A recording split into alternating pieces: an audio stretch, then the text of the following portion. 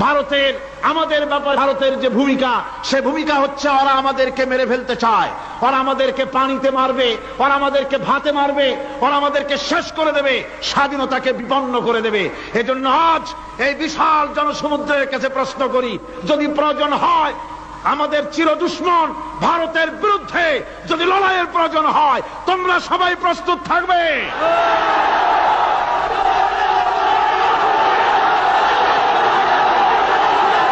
আমি আজ আপনাদের খেদমতে আরজ করতে চাই, পৃথিবীর নির্যাতিত মুসলমানদের পাশে আমরা আমাদের জীবন নিয়ে পাহারা দেব। আমাদের আর কিছু না থাকতে পারে, আমাদের ঈমানের মজবুতি আছে। ঈমানের মজবুতি আছে না? আপনারা মনে রাখবেন, ভারত তার অপসংস্কৃতি আমাদের মধ্যে ঢুকাচ্ছে। বাংলাদেশের মধ্যে মঙ্গল প্রদীপ দিয়ে অনুষ্ঠান শুরু হয়ে গিয়েছে, মঙ্গল প্রদীপ দিয়ে অনুষ্ঠান শুরু করা হচ্ছে। তারপরে নববর্ষ উদযাপনের জন্য হিন্দুয়ানি কায়দায় উদযাপন করা হচ্ছে। সাব গেমস শুরু করা হলো, কোরআনে কারীম তেলাওয়াত করা হলো না। সেখানে বর এবং বধূ বানানো হয়েছে, তাতে টোপর পরায়া হিন্দুয়ানি কায়দায় করানো হয়েছে। বাংলাদেশের কলেজ ইউনিভার্সিটির সামনে মূর্তি বসানো হতেছে। সুতরাং অপসংস্কৃতি দিয়ে ভারত বাংলাদেশের উপর তার আধিপত্য বিস্তার করতেছে। এ ব্যাপারে মুসলমানদের ঐক্য চাই। আমাদের ব্যাপারে ভারতের যে ভূমিকা, সে ভূমিকা হচ্ছে ওরা আমাদেরকে মেরে ফেলতে চায়, ওরা আমাদেরকে পানিতে মারবে, ওরা আমাদেরকে ভাতে মারবে, ওরা আমাদেরকে শেষ করে দেবে, স্বাধীনতাকে বিপন্ন করে দেবে। এজন্য আজ এই বিশাল জনসমুদ্রের কাছে প্রশ্ন করি, যদি প্রয়োজন হয় আমাদের চির দুশ্মন ভারতের বিরুদ্ধে যদি লড়াইয়ের প্রয়োজন হয়, তোমরা সবাই প্রস্তুত থাকবে?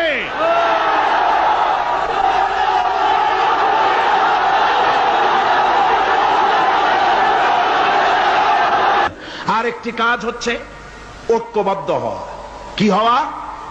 ঐক্যবদ্ধ হতে হবে আমাদেরকে। ওলামা, মাশায়েখ, পীর বুজুর্গ যারা আছে সকলকে ঐক্যবদ্ধ হতে হবে। কাদা ছড়াছড়ি বন্ধ করে দিতে হবে। কাদা ছড়াছড়ি করে কোনো লাভ নাই। কাদা ছড়াছড়ি বন্ধ করতে হবে। ঐক্যবদ্ধ হয়ে আলেম, ওলামা, বুজুর্গ সব যদি আমরা এক হয়ে যাই, আমরা দিন প্রতিষ্ঠা করতে পারবো। বাংলাদেশে ওই যে আপনি দেখেন কিছু লোক চিল্লায়, মনে করেন ওদের পত্রিকা আছে অনেক, দেওয়ালের লেখা আর পত্রিকার লেখা দেখে মনে করবেন না যে ওরা অনেক। পুকুরের মধ্যে বিরাট পুকুর, খুব লাফায় পানি, মনে করেছে যে অনেক মাছ বুঝি, পরে জাল ফেলে দেখে যে শুধুমাত্র 3টে পুঁটি মাছ। সারা শহরে ওদের পত্রিকা বেশি, দেওয়ালে তারা লেখে বেশি, তাই বলে মনে করবেন না যে ভারতপন্থী আর রুশপন্থীতে দেশ ভরে গেছে। না, তাওহীদি জনতার উত্তাল ঢেউ চলছে সারা বাংলাদেশে। আলহামদুলিল্লাহ, আল্লাহ রাব্বুল আলামিন আমাদের এসব কথা মেনে চলার তৌফিক দিন, জোরে বলেন আমিন। আর এসব কাজ করার জন্য আমি যুবকদেরকে ডাকবো। ইসলাম প্রতিষ্ঠার জন্য যুবকরা হলো সবচেয়ে বেশি জরুরি। যুবক সবচেয়ে বেশি জরুরি। কি? জোরে কোন কি? তাকায় দেখেন তো, মাহফিলে মাথা উঁচু করে না, আপনি যেখানে বসে আছেন আপনার ডান দিকে তাকান, বাম দিকে তাকান, কাদেরে দেখেন? কোন? সারা মাহফিলে কাদেরে দেখেন? ও যুবকেরা, কিয়ামতে তোমরাই যাবা বেশি বেহেশতে, তোমরাই যাবে। সুবহানাল্লাহ। বেহেশতে কারা যাবে? যুবকরা যাবে, তোমরা বেহেশতে যাবে।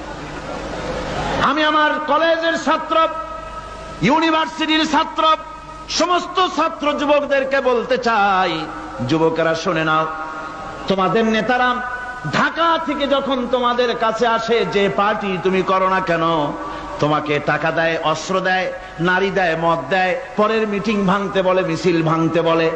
তুমি আমাকে বলো, নিজের কাছে নিজে প্রশ্ন করো, তোমার নেতা কি কোনোদিন তোমাকে বলেছে বাবা আল্লাহর দরবারে উঠতে হবে, কিয়ামতে জবাব দিতে হবে, খবরদার 5 ওয়াক্ত নামাজ ঠিক মতো পড়ো, সকালবেলায় কোরআন শরীফ পড়ো, মা বাবার খিদমত করো, আর সত্য কথা বলো, মারামারি কোনোদিন করো না, এমন কথা কোন নেতা তোমাকে কোনোদিন বলেছে নাকি? বলে নাই।